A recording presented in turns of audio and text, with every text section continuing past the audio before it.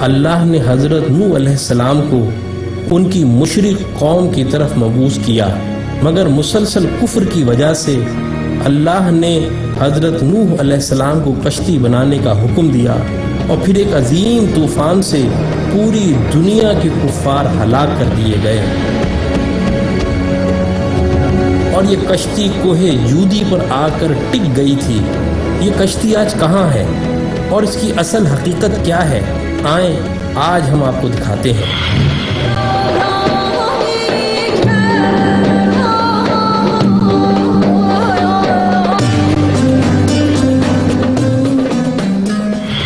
آج سے کم و بیش 50 سال قبل جب ترکی کے ایک پہاڑ پر کچھ مہم جوؤں نے اس کشتی کو دریافت کر کے اس کی تصاویر اخبارات میں جاری کی، تو پوری دنیا میں یہودیوں، عیسائیوں اور نام نہاد روشن خیال دہریوں کے درمیان ایک بڑی بحث کا آغاز ہوا۔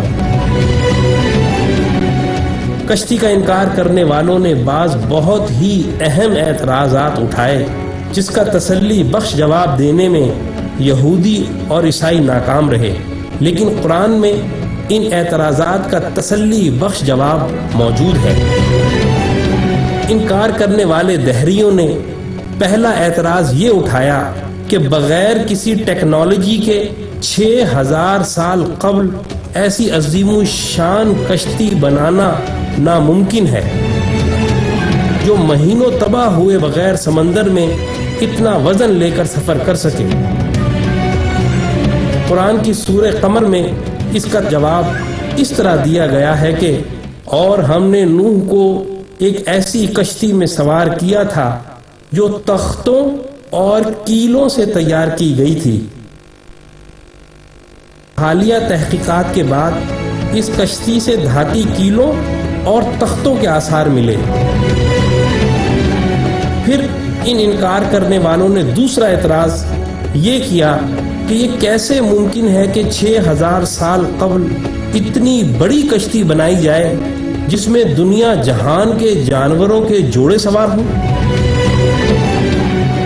لیکن قرآن نے سورہ ہود میں یوں بیان کیا، اور جب ہمارا حکم آ پہنچا تو تنور ابل پڑا، تو ہم نے کہا کہ ہر قسم کے جانوروں کا ایک ایک جوڑا کشتی میں سوار کر لو۔ اب حالیہ تحقیقات سے قرآن کے اس انکشاف کی بھی تصدیق ہو گئی ہے کہ کشتی نوح کوئی معمولی کشتی نہ تھی، وہ 3 منزلہ تھی جن میں جانور ترتیب وار سوار تھے، اور اتنی بڑی تھی کہ اس میں 522 ریل کے ڈبے سوار کیے جا سکتے ہیں۔ اس میں کم و بیش 25,000 جانوروں کی جگہ موجود ہے۔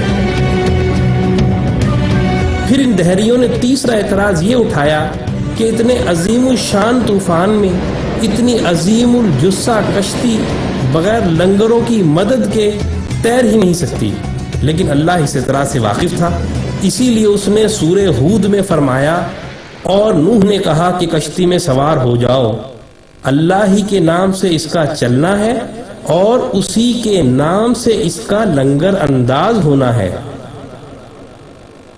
اور حیرت انگیز طور پر جس پہاڑ پر کشتی ٹھہری ہوئی ہے، اسی پہاڑ کے نیچے وادی میں بڑی بڑی چٹانوں پر مشتمل لنگر دریافت ہوئے ہیں۔ یہ کشتی نوح کے لنگر ہیں۔ اور سب سے بڑا اور اہم اعتراض یہ اٹھایا جاتا ہے کہ کسی لکڑی کی کشتی کا 6000 سال تک کسی پہاڑ کی چوٹی پر باقی رہنا ناممکن ہے۔ اس اعتراض کا جواب بھی سورہ قمر میں یہ کہہ کر دیا ہے کہ اور ہم نے اس کشتی کو آنے والوں کے لیے اپنی نشانی بنا کر چھوڑا ہے۔ اور حالیہ تحقیقات سے یہ حیرت انگیز بات سامنے آئی ہے کہ اس پورے پہاڑی سلسلے میں برف اسی چوٹی پر ہے جہاں یہ اسی برف کی وجہ سے محفوظ رہی۔ قرآن کا انکار کرنے والوں، اب بتاؤ ان عظیم آیات کے بعد اب کون سا اعتراض رہ گیا ہے جس کی بنا پر آپ قرآن کو اللہ کا کلام ماننے کے انکاری ہو؟ ہم آپ کو دعوت دیتے ہیں کہ تعصب کی اینک کو اتار کر اسلام میں داخل ہو جاؤ۔